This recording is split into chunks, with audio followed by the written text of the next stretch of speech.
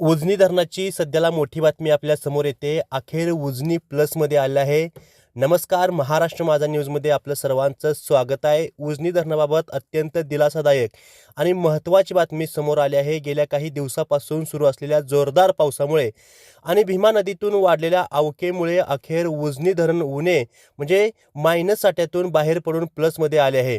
8 जुलै 2026 रोजी सकाळी 6 वाजण्याच्या आकडेवारीनुसार उजनी धरणाची पाणी पातळी 491.400 मीटर इतकी नोंदवण्यात आली आहे. धरणातील एकूण पाणीसाठा 66.28 टीएमसी झाला असून उपयुक्त पाणीसाठा 2.63 टीएमसी म्हणजेच 4.90% इतका झाला आहे. अवघ्या काही दिवसापूर्वी उजनी धरणाचा उपयुक्त पाणीसाठा मायनस होता.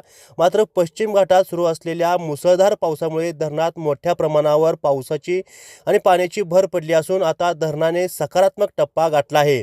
दौंड धरणातून सध्याला 1,17,263 क्युसेक वेगाने भीमा नदीतून पाण्याची आवक सुरू आहे. त्यामुळे पुढील काही दिवसातच उजनी धरणाच्या पाणीसाठ्यात आणखी वाढ होण्याची शक्यता देखील व्यक्त केली जात आहे.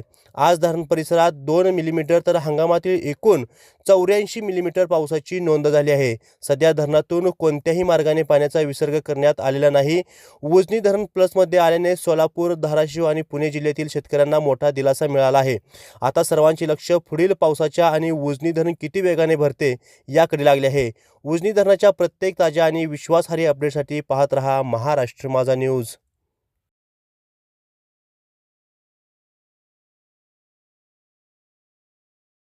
उजनी धरणाच्या प्रत्येक महत्त्वाच्या अपडेटसाठी पाहत